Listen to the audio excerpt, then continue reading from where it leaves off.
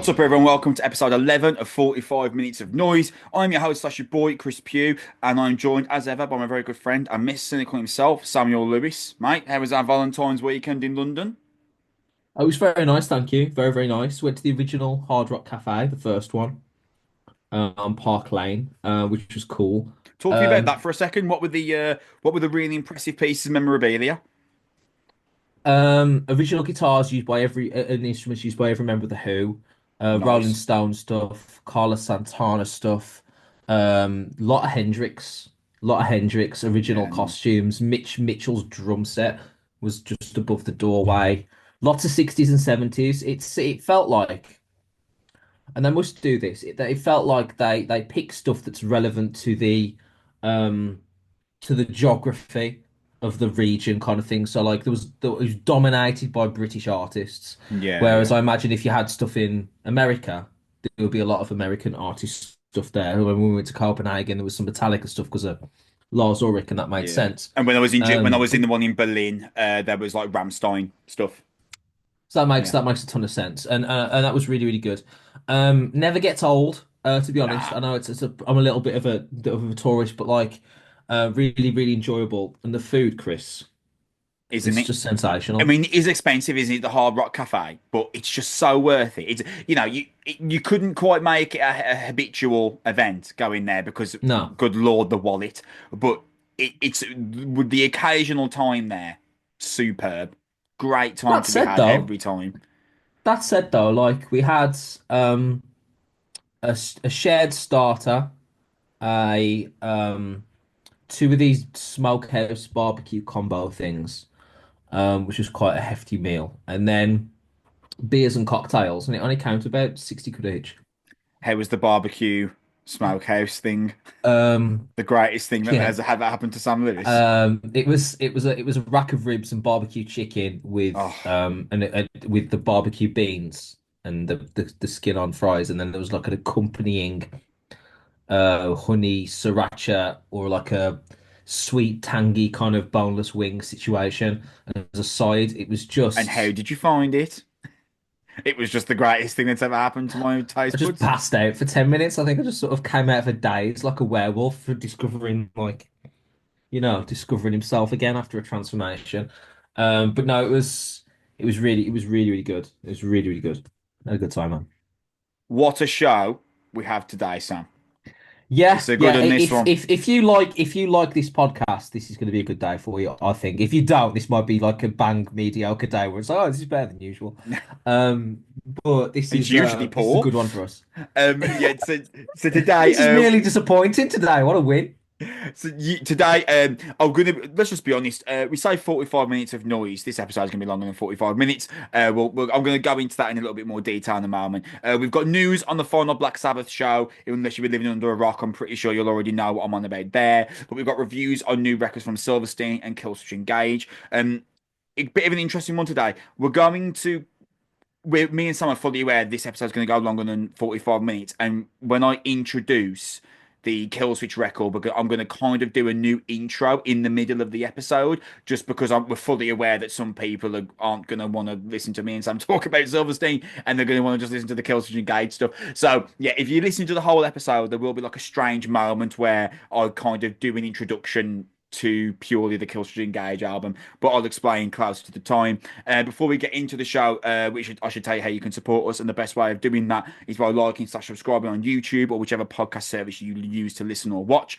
You can follow us on X at Noise Podcast, as well as following the Noise platform in general, which is at Noise UK and X, Instagram, Facebook, and Blue Sky. You should head to noise.co.uk for all your latest news, album reviews, features, and interviews.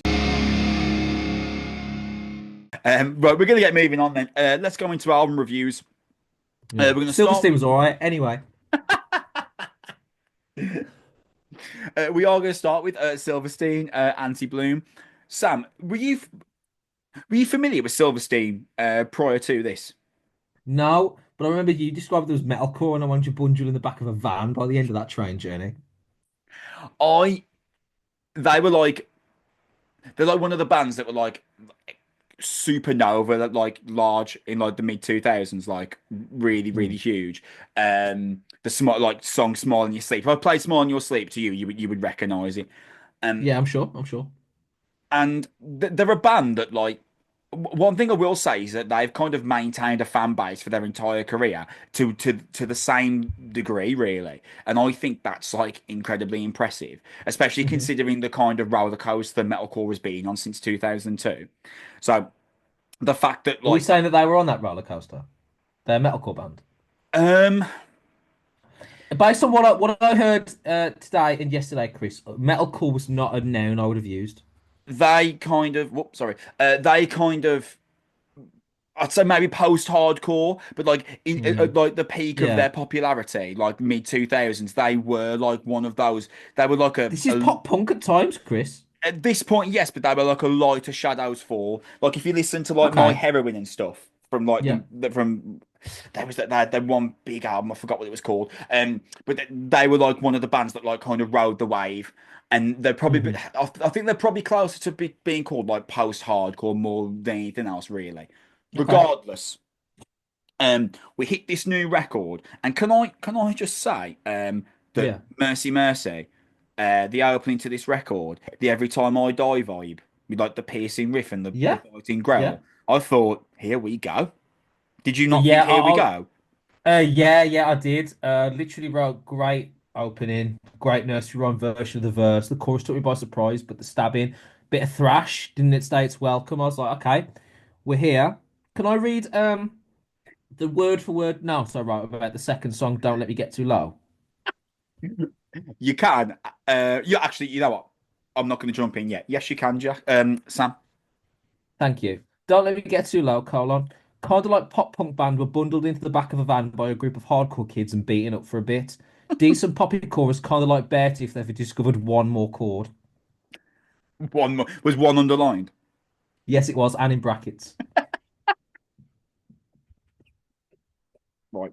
Okay. So Caleb Sharma, like, guys, have you ever seen? This is crazy. right.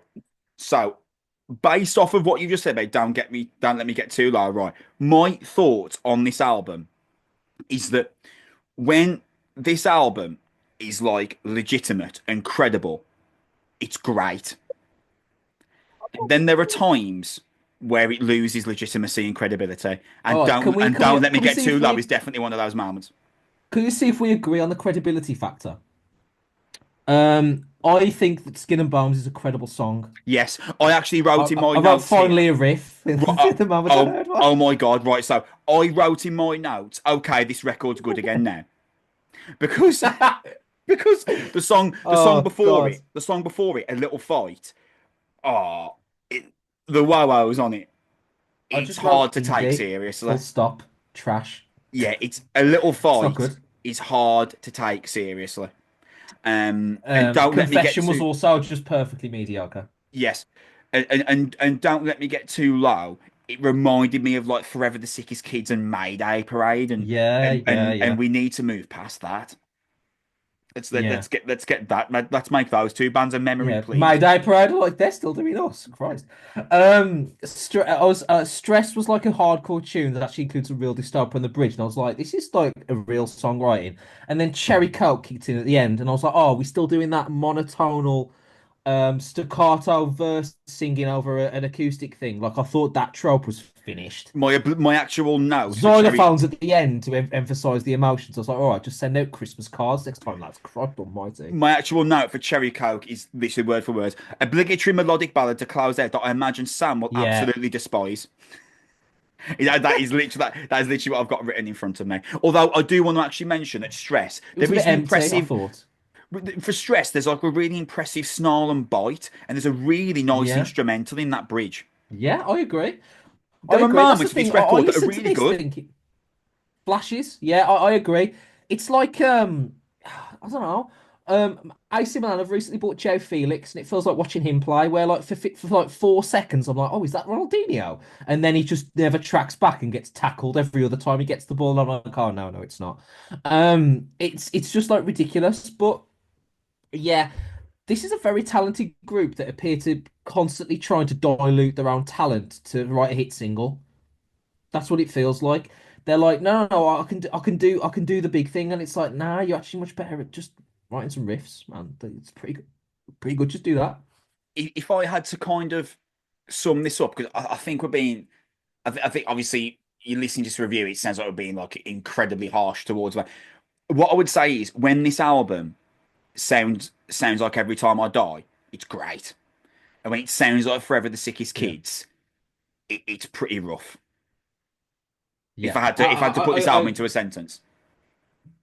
Yeah, absolutely, absolutely. There's some real riff and groove on here. There's some real riff and groove on here, and that keeps it relatively sort of compelling for a little bit. But you're right, and I'm actually, thank God this album isn't 15 songs long or something. Bloody hell! Yeah. But it's a little bit paranoid schizophrenic and jumping around from style to style. It feels like they themselves have got to like this other part of their career where they're sort of in like a midlife crisis between deciding whether to get an investment account or buy like a Ferrari or something. And you just keep sort of flitting between these two ideologies. When they just decide to just be like a heavier bear tooth, like perfectly sound with me, that'll go far. There's some moments on this that are like, all right, I can see this being like a really, really, really good hardcore tune. And he's got a good enough voice for it to sort of carry the choruses, but you're right, every so often they just sort of drop in these loosely thought out songs with relatively poor melodies and kind of like generic and predictable song structures that just I've just heard better versions of this. That's the thing. You know what I Yeah. mean? Like, yeah, it's very like Kerrang rock sound like in like 2011 at times.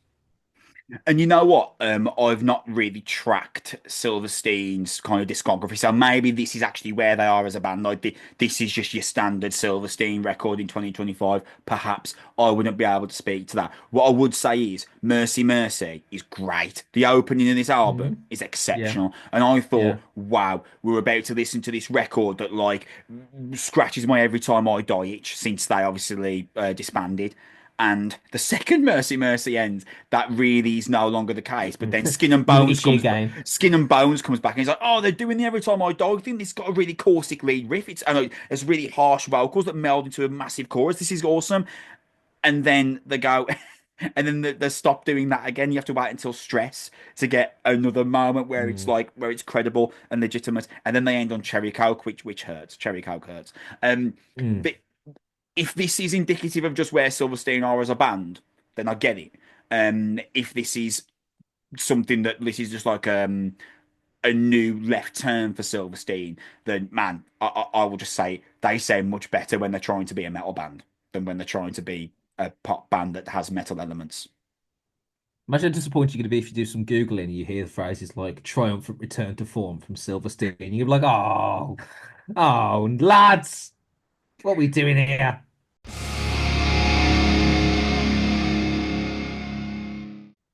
That is where we're going to leave off this episode of apparently 45 minutes of noise, although I'm willing to bet, Sam, it was more like an hour and 15 minutes of noise.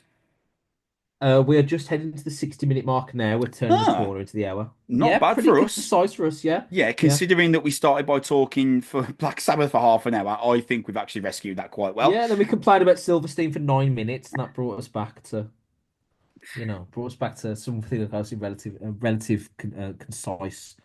Even though the irony of me saying that sentence while talking about how concise we've been. Yeah. Depending on records that we receive and when we receive them, we may be back next week for a review of the new Architects album, The Earth, Sky, and All Between. If not, then we will be back in 2 weeks' time to discuss new Spirit Box and new Whitechapel. So some big episodes incoming, regardless of timing. I want to thank you for listening to us. Again, the best way to support us is by subscribing, liking, or following, depending on the service that you use. We're going to be back at the very latest in 2 weeks' time. Hopefully, we'll be back in a week's time with Architects. Thank you very much for listening. Remember to follow us at Noise Podcast on X. You can follow us the Noise account on Instagram, Blue Sky, and noise.co.uk for your reviews and interviews. We will see you at the very least 2 weeks, the very latest, sorry, 2 weeks' time. Keep it heavy. Thanks for listening. Bye.